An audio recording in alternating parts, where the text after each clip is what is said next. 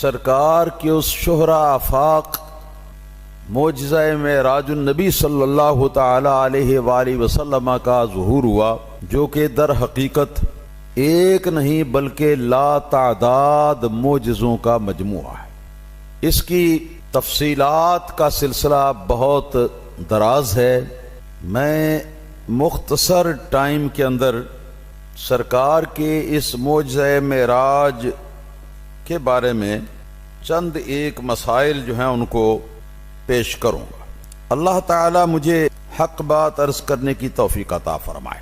یہ جاننا چاہیے کہ سرکار دو عالم صلی اللہ تعالی علیہ وآلہ وسلم کا سفر معراج مکہ مکرمہ سے شروع ہوا، مسجد حرام یعنی کعبہ شریف سے، اور یہ زمین کی سیر جو ہے یہ مختلف علاقوں سے گھومتے ہوئے بیت المقدس کی مسجد اقصی پر جا کے مکمل ہوئی۔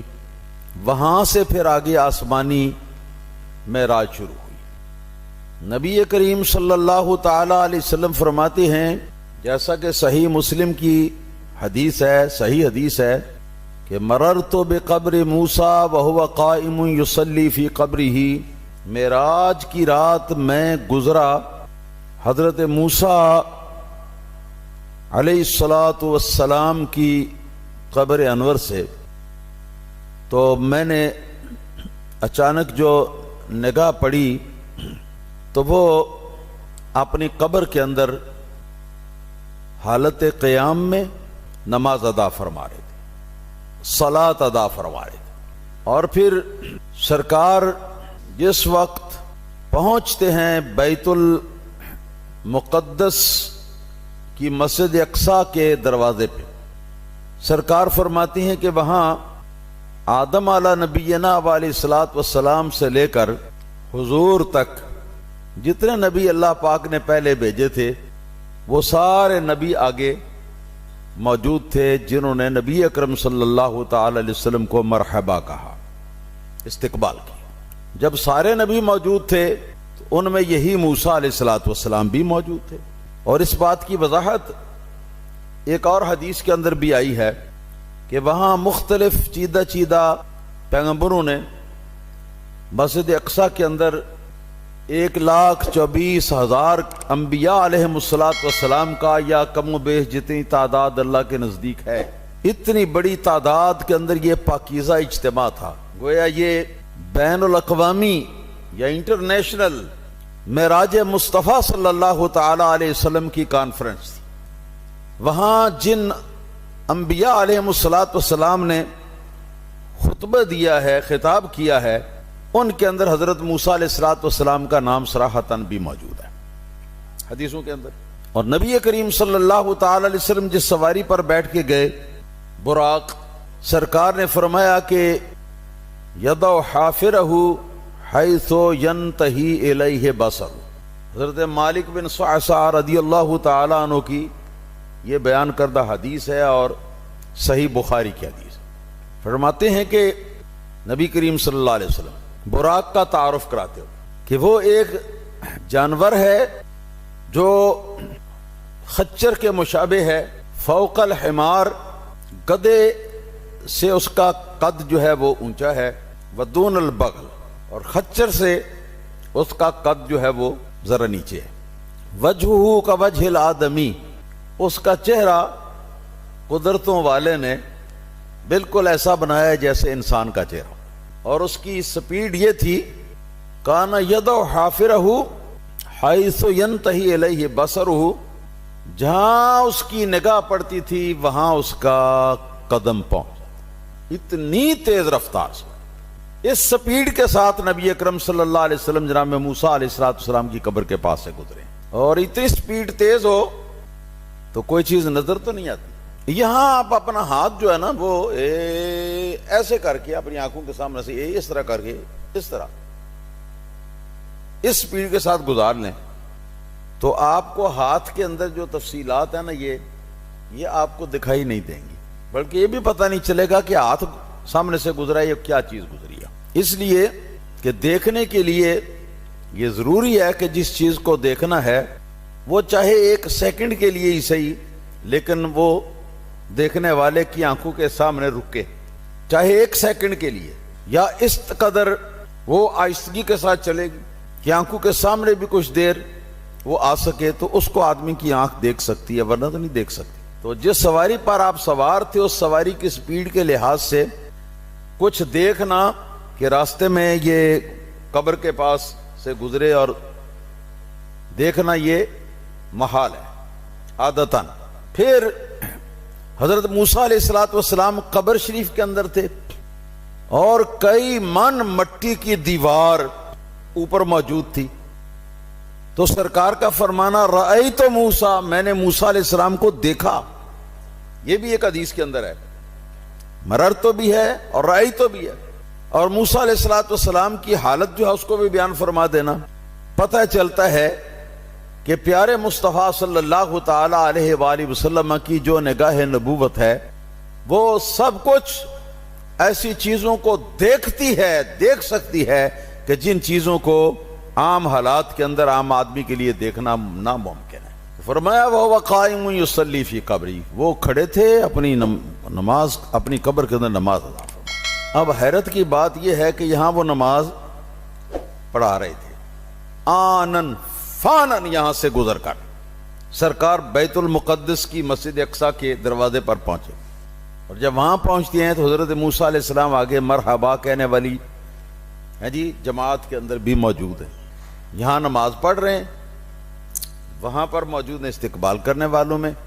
اب کوئی کہنے والا یہ اگر کہے کہ نماز چھوڑ کر چلے گئے ہوں گے تو پھر سوال پیدا ہوتا ہے کہ اتنی زیادہ سپیڈ کے ساتھ جو نبی کریم صلی اللہ علیہ وسلم جا رہے تھے تو نبی کریم صلی اللہ علیہ وسلم سے بھی پہلے وہ وہاں پر کیسے پہنچ گئے؟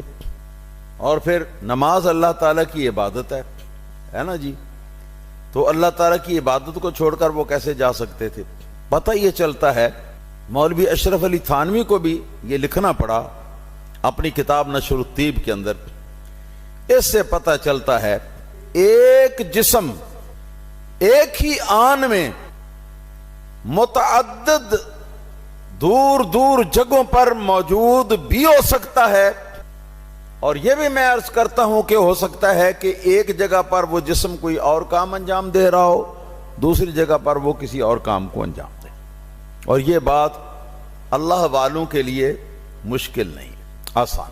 پھر وہاں سے آسمان کی طرف چلے تو حضرت موسیٰ علیہ السلام نے سرکار کو الوداع کہا سارے پیغمبروں کی طرف، اور آنن فانن پہلے آسمان پہ پہنچے تو آگے دیکھا آدم علیہ السلام بیٹھے ہوئے، اسی طرح ہر آسمان پر کسی نہ کسی اس پیغمبر کو دیکھا جو کہ بیت المقدس کی مسجد کے اندر سرکار کو الوداع کہہ رہے تھے جی، قابل توجہ بات ہے نا جی۔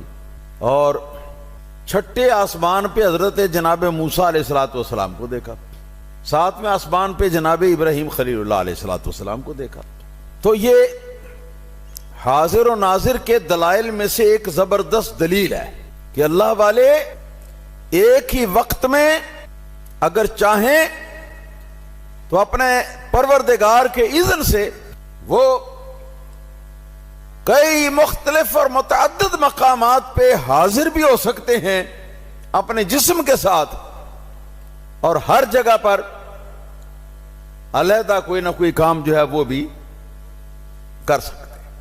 سرکار دو عالم صلی اللہ تعالی علیہ وآلہ وسلم معراج شریف کی انتہا میں آپ پہنچے سدرۃ المنتہا پہ، رب تعالی نے فرمایا اذ یغشی السدرۃ ما یغشی، اس وقت سدرہ کو ڈھانپ رکھا تھا جس چیز نے ڈھانپ رکھا تھا، یعنی اللہ تعالیٰ نے عظمت شان کی وجہ سے وہ تفصیل بیان نہیں فرمائی، بلکہ اس کے اندر ابہام رکھا تاکہ سننے والے کا شوق جو ہے اس کے اندر زیادتی ہو۔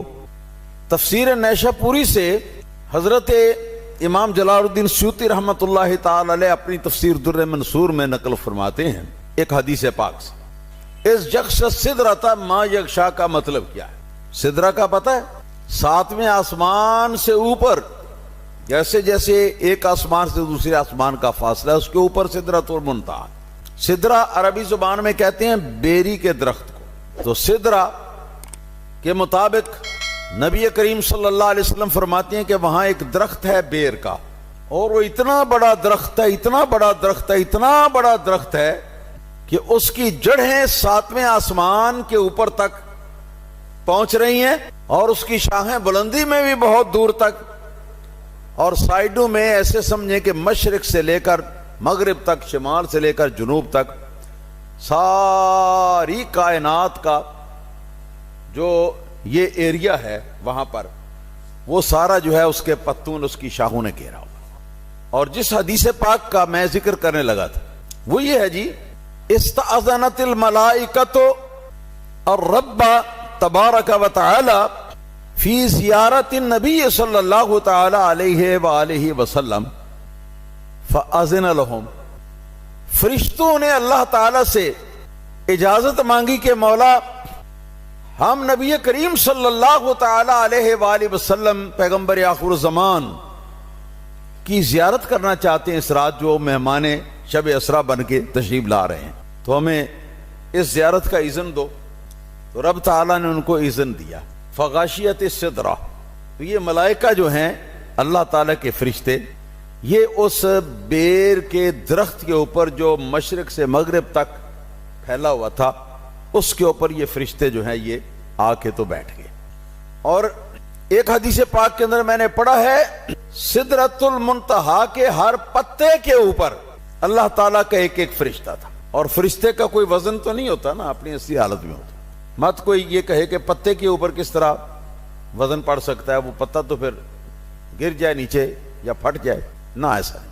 اور ایک حدیث پاک کے اندر میں نے پڑھا کہ یہ اللہ تعالیٰ کے فرشتے جو ہیں یہ اپنی فل نورانی کیفیت میں تھے، یعنی اس طرح لگ رہا تھا جیسے دور سے دیکھنے والا جو ہے اگر وہ دیکھے تو اس کو یہ معلوم ہو کہ بڑے بڑے ہیوی قسم کے قمقمے، ہیوی قسم کی لائٹیں جو ہیں وہ سدرۃ المنتہا کے ہر ہر ہر ہر ہر پتے کے اوپر لگی ہوئی بیٹے.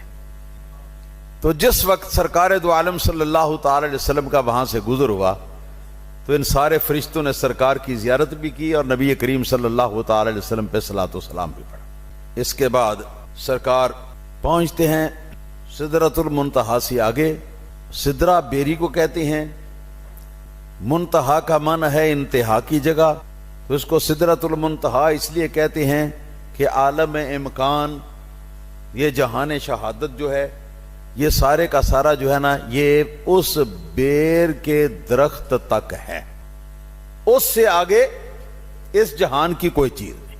سرکار دو عالم صلی اللہ علیہ وسلم لاکھوں کروڑوں پردوں کو طے کرتے ہوئے، جبریل علیہ السلام کو بھی پیچھے چھوڑتے ہوئے، اب خود اپنی سپیڈ کے ساتھ سرکار جا رہے ہیں. پہلے براق تھا زمین سے آسمان تک. بعض روایتوں کے اندر براق کا ذکر آتا ہے، بعض روایتوں کے اندر آتا ہے کہ ایک سلم تھی، یعنی ایک سیڑھی سونے کی، وہ اللہ تعالیٰ نے وہاں لگوا دی تھی، اور اس سیڑھی پر سے نبی کریم صلی اللہ علیہ وسلم گزر کے گئے. مگر کتنی دیر میں؟ زمین سے آسمان تک اتنی بھی نہیں، اس سے بھی پہلے. تطبیق اس طرح ہے، سیڑھی بھی لگائی گئی اور براق کے اوپر بھی سرکار سوار ہوئے، اور براق ہی سرکار دو عالم صلی اللہ علیہ وسلم کو آسمانوں پہ لے گیا. سدرۃ المنتہا سے آگے سرکار کی روانگی ہوتی ہے. تو میرے عزیزان گرامی، رف رف ایک قسم کا خوبصورت اور نرم اور ملائم بیڈ ہے، بستر ہے، ہاں جی. بس آپ یہ سمجھیں کہ جیسے بستر ایک لا سلکی بستر ہوتا ہے نا جی، الیکٹرانک، تو اس کے اوپر سرکار کو حکم ملا تشریف رکھیں، اور اب وہ بستر جو ہے نا وہ اوپر جانے لگا. اور ظاہر ہے کہ یہ رف رف جو ہے یہ بھی اپنی سپیڈ سے چل رہا تھا، اور اس کی سپیڈ براق کی سپیڈ سے بھی زیادہ تیز تھی. بے شمار منزلیں رف رف کے اوپر بیٹھ کر طے کی. اس کے بعد اب سرکار دو عالم صلی اللہ تعالی علیہ وسلم آپ خود اپنی محمدیت کی رفتار کے ساتھ آپ خود جاتے ہیں، اور وہ رفتار محمدیت کی جو رفتار ہے وہ براق کی رفتار سے بھی زیادہ تیز ہے، اور وہ رف کی رفتار سے بھی زیادہ۔ کوئی شخص یہ نہ کہے کہ اگر سرکار کی اپنی رفتار ہی، اپنی سپیڈ ہی اتنی تیز ہے تو رفتار میں تو آپ کے لیے براق کی کیا ضرورت تھی، آپ کے لیے رف کی کیا ضرورت تھی۔ میں پہلے بھی پچھلے برسوں میں بھی عرض کر چکا ہوں کہ آپ حضرات اس کو یوں سمجھیں کہ پروٹوکول ہوتا ہے ہر قسم کے مہمانوں کے لیے، تو یہ سرکار کے لیے ایک پروٹوکول تھا۔ اب مثال کے طور پر مجھے جانا ہو، اگر چودھری عبدالستار خان صاحب شیروانی صاحب موجود ہیں، ان کے گھر جانا ہو تو میں پیدل جا نہیں سکتا، وہاں جا سکتا ہوں نا، مگر یہ مجھے پیدل جانے دیں گے؟ کبھی بھی نہیں۔ تو یہ پروٹوکول کی بات ہے، یہ اعزاز کی بات ہے۔ اور جب براق بھی رکا، رف جو ہے وہ بھی رکا، جبرائیل علیہ السلام جو ہے وہ بھی ساتھ چھوڑ گئے۔ اب نہ کوئی ساتھی، نہ کوئی غمخوار، نہ کوئی مونس، نہ کوئی سواری، تو اب سرکار اپنی محمدی سپیڈ کے ساتھ آپ تشریف لے جاتے، چلتے گئے اس جہان میں پہنچے کہ جہاں پر جہاں کا لفظ بھی فٹ نہیں آتا۔ اللہ تعالی وحدہ لا شریک کی ہستی سے سرکار کی ملاقات ہوئی۔ بعض عرفاء نے یہ لکھا ہے کہ 18,000 موضوعوں پر، 18,000 ٹاپکس پر اللہ تعالیٰ کی اور نبی کریم صلی اللہ علیہ وسلم کے درمیان باتیں ہوئی۔ وہاں سے اب واپس چلتے ہیں، حضرت نبی اکرم صلی اللہ تعالی علیہ وسلم 5ویں آسمان سے گزرنے لگے تو جناب موسیٰ صلی اللہ تعالی علیہ وآلہ وسلم نے روک لیا اور عرض کیا کہ حضور، اللہ تعالیٰ کی ملاقات کر کے آپ تشریف لا رہے ہیں تو امت کے لیے کیا لائے ہیں تحفہ؟ آپ نے فرمایا کہ 50 نمازیں اللہ پاک نے میری امت کے لیے دی ہیں اور میں بڑا خوش ہوں۔ 24 گھنٹوں میں 50 نمازیں۔ حضرت موسیٰ علیہ السلام نے عرض کیا کہ حضور، میں آپ سے پہلے دنیا میں آ چکا ہوں، بنو اسرائیل کو میں نے ہر طرح آزمایا اور کوشش بھی کی، سب کچھ کیا، اور اس سے جو مجھے تجربہ حاصل ہوا اس کی روشنی میں میں یہ عرض کرتا ہوں کہ آپ کی امت جو ہے وہ 50 نمازیں نہ پڑھ سکے گی۔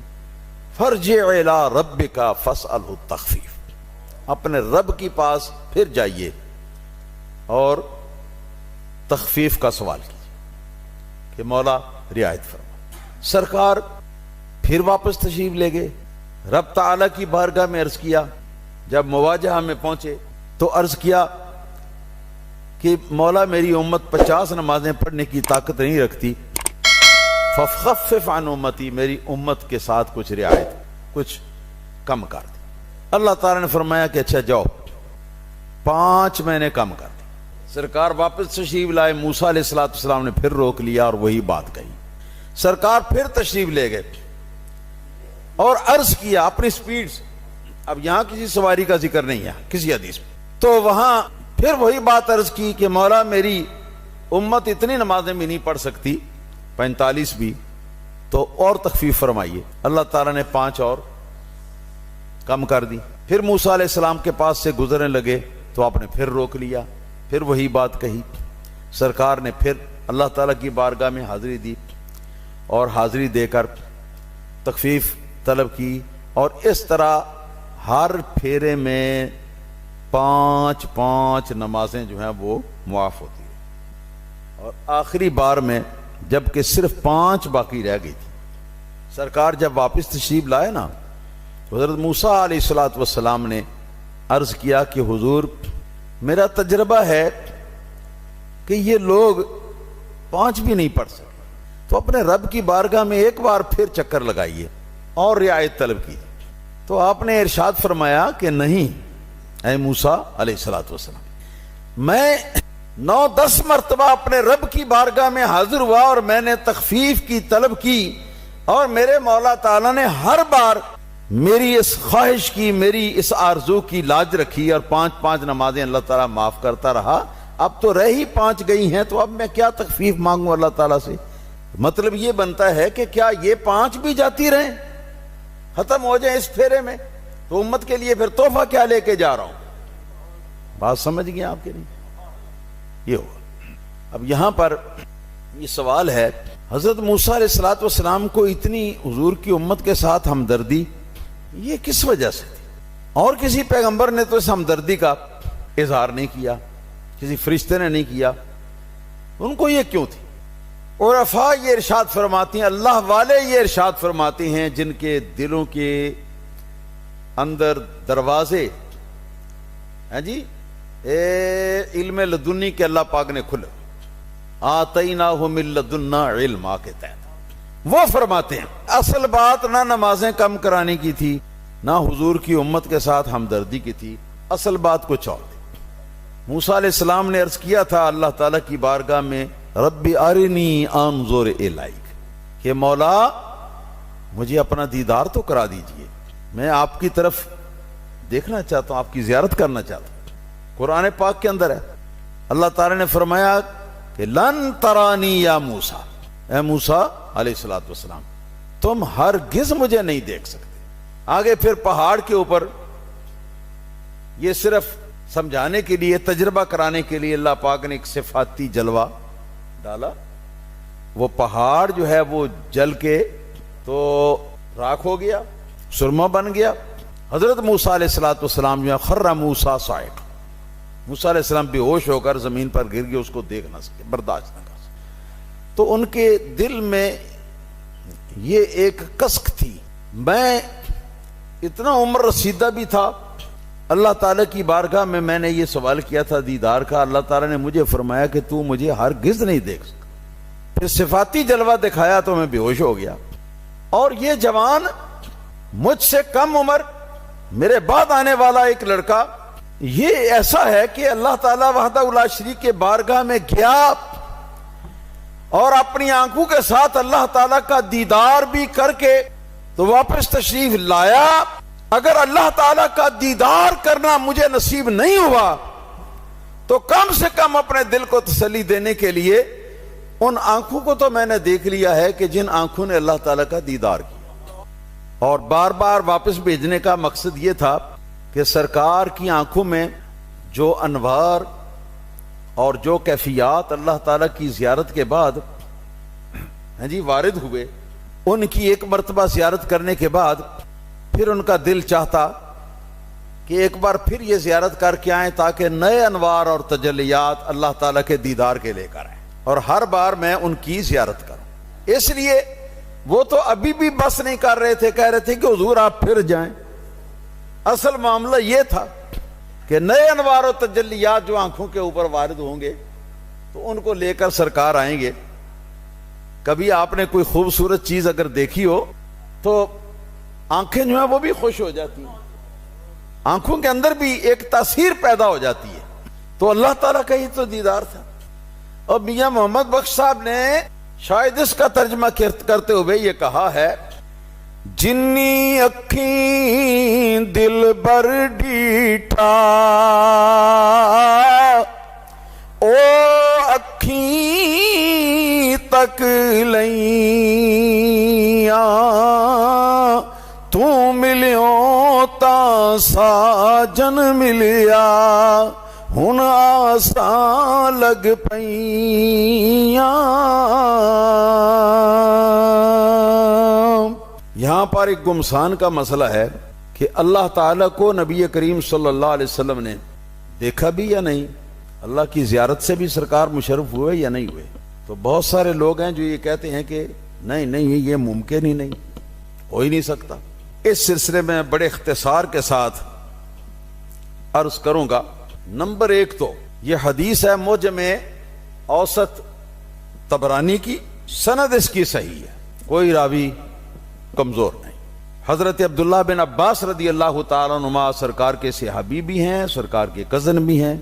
وہ فرماتے ہیں ان محمدً صلی اللہ تعالی علیہ وآلہ وسلم رأى ربہ مرتین مرتن ببصرہ و مرتن بفؤادہ، کہ رسول اللہ صلی اللہ تعالی علیہ وآلہ وسلم نے حضرت حق تعالی کو دیکھا تھا، ایک مرتبہ سرکار نے اپنے سر کی ان آنکھوں کے ساتھ اللہ تعالیٰ کی زیارت کی، اور دوسری مرتبہ سرکار نے اپنے دل کے ساتھ سرکار کی اللہ تعالیٰ کی زیارت کی۔ حدیث نمبر 2، اس کو امام نسائی نے سند صحیح کے ساتھ روایت کیا کہ حضرت عبداللہ بن عباس رضی اللہ تعالی عنہما ارشاد فرماتے ہیں اتعجبون ان تکون الخلۃ لابراہیم علیہ الصلوۃ والسلام والکلام لموسیٰ علیہ الصلوۃ والسلام والرؤیۃ للنبی صلی اللہ تعالی علیہ وآلہ وسلم۔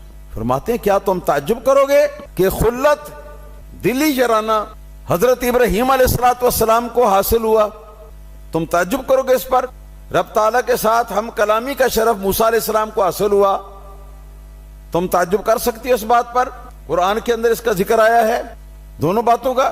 اور کیا تم اس بات پر تعجب کرو گے کہ سرکار محمد الرسول اللہ صلی اللہ تعالی علیہ وسلم کو اللہ پاک نے اپنا دیدار عطا فرمایا، اور دیدار کے تابع خلیل ہونا بھی ہے اور کلام کرنا، دیدار بھی ہوا، کلام بھی فرمایا، سب کچھ۔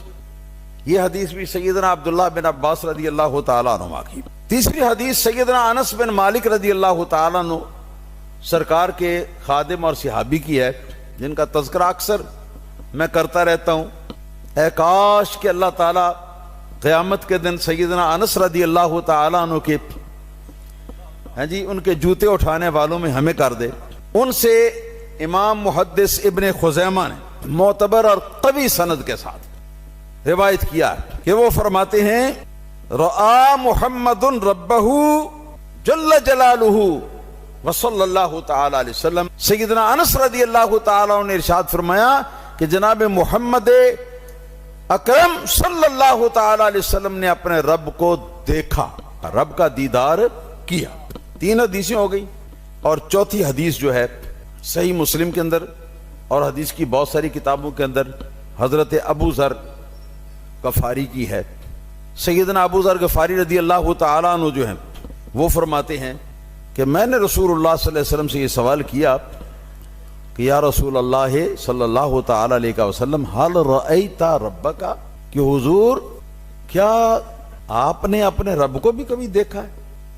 تو سرکار دو عالم صلی اللہ تعالی علیہ وآلہ وسلم نے ارشاد فرمایا، جو الفاظ ہیں 2 طرح ان کو پڑھا گیا ہے۔ ایک الفاظ یہ کہ نور انا اراہ، اللہ تعالی وحدہ لا شریک ایک بے مثل اور بے مثال نور ہے، اس کا معنی بھی اللہ ہی جانتا ہے یا اللہ تعالیٰ کا رسول صلی اللہ علیہ وسلم، ورنہ یہ جو دنیاوی انوار ہیں یہ تو اللہ تعالیٰ کے پیدا کیے ہوئے ہیں، یہ تو آراز ہیں، یعنی وہ چیز کہ جو کسی دوسری چیز کے ساتھ قائم رہ سکتی ہے، خود اس کا اپنا وجود بھی کوئی نہیں۔ تو اللہ تعالیٰ تو عرض ہونے سے بھی پاک ہے، اللہ تعالیٰ جوہر ہونے سے بھی پاک ہے۔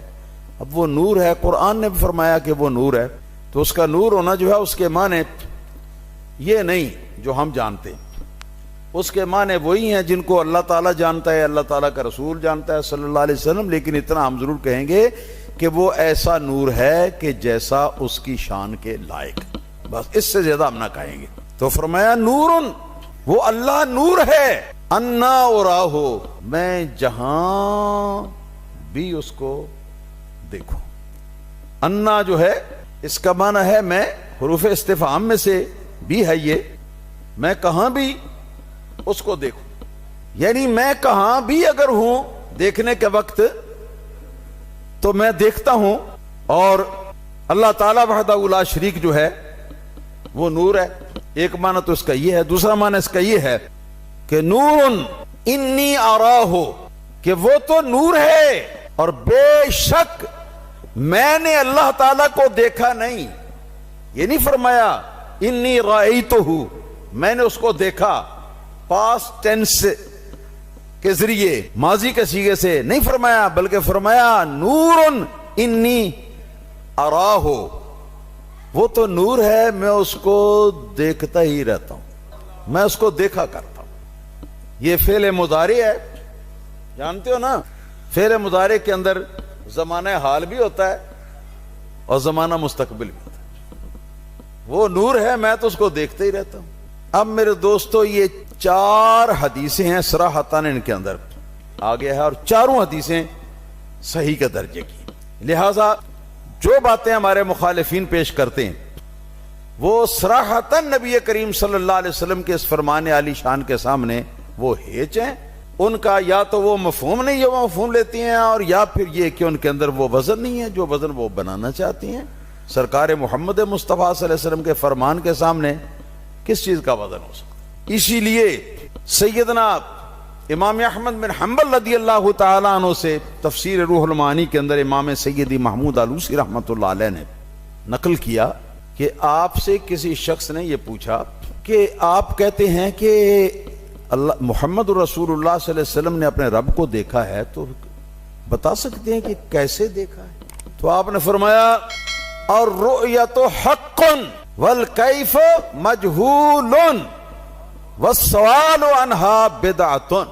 آپ نے فرمایا کہ جہاں تک دیدار باری تعالیٰ کا حصول نبی کریم صلی اللہ علیہ وسلم کے لیے تو یہ مسئلہ ہے برحق، اور والکیف مجہول، اور کس طرح دیکھا یہ کیفیت جو ہے اس کا کسی کو علم نہیں، یا جس کا دیدار ہوا وہ جانے یا جس نے دیدار کیا وہ جانے.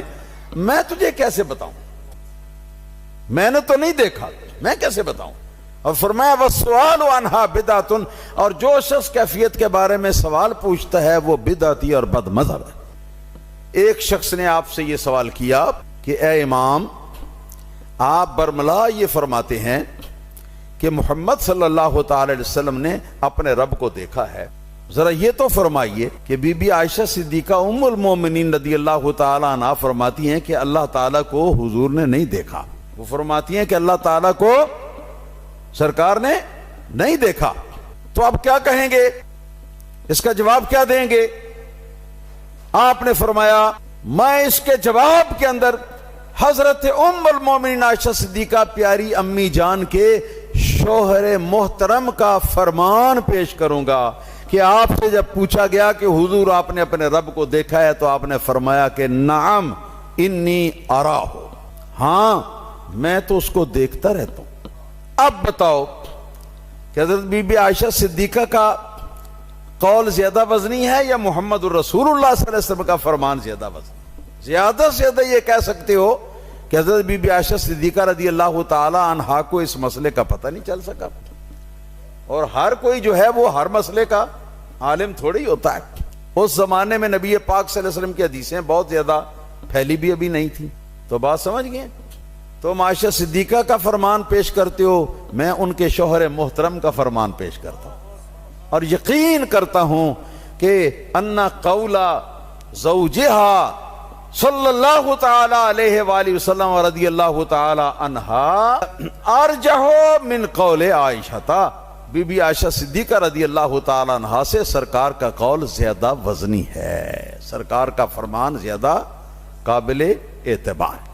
وہ مطلب یہ ہے کہ شریعت نام نبی کریم صلی اللہ تعالی علیہ وسلم کے فرمان کا ہے نا، سرکار کی سنت کا نام، سرکار کے فرمان کا نام شریعت ہے، کسی اور کی فرمانے کا نام تو شریعت نہیں. اگر صحیح حدیث میں یہ آ گیا تو اگر ایک دو صحابہ کرام جو ہیں ان کو اس حدیث کو پتہ نہیں چل سکا، اس حدیث کا اس حدیث تک رسائی ان کی نہیں ہو سکی، تو اس میں کوئی حرج والی بات نہیں ہے، کوئی حرج والی بات نہیں ہے. لیکن یہ حق ہے کہ اللہ تعالیٰ نے سرکار کو اپنی رؤیت عطا فرمائی. کیا آپ نے سنا کہ حضرت موسیٰ علیہ الصلوۃ والسلام جب نبی کریم صلی اللہ علیہ وسلم کو واپس تشریف لاتے ہوئے روکتے ہیں، روک کر کیا فرماتے ہیں؟ ساری بات کر کے آخر میں کیا فرماتے ہیں؟ فرماتے ہیں فرجع الی ربک فاسأل التخفیف. یہ فرمایا اپنے رب کے پاس پھر جاؤ. ارجع صیغہ امر ہے، آپ لوٹ کے جاؤ. الی ربک، اپنے رب کے پاس لوٹ کے جاؤ، اپنے رب کے پاس. تو جہاں تک رب کا علم اور رب تعالی کی قدرت ہے وہ تو ہر جگہ پر موجود ہے. جہاں پر وہ بات کر رہے تھے وہاں پر بھی وہ موجود تھی، وہاں پر بھی وہ موجود تھی.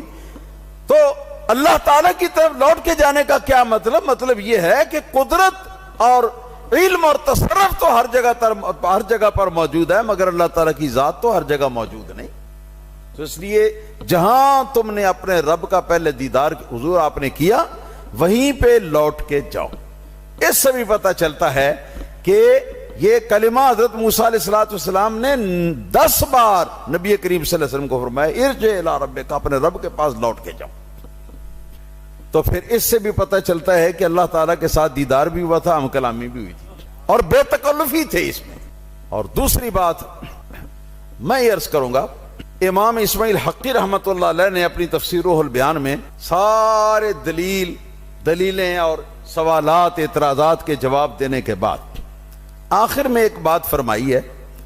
فرماتے ہیں کہ اے مخاطب، میں تجھ سے پوچھتا ہوں، اے منکر، اے اعتراض کرنے والے، میں تجھ سے پوچھتا ہوں کہ اگر ایک دوست اپنے جانی دوست کو ساری مخلوق سے علیحدہ تنہائی کے اندر طلب فرمائے ملاقات کے لیے، اور جب وہ دوست اس کے پاس پہنچے تو اس وقت وہ پردے کے پیچھے رہے، یہ ممکن کیسے ہے؟ تو بتا، یہ دوستی کا کوئی یہ طور طریقہ ہے؟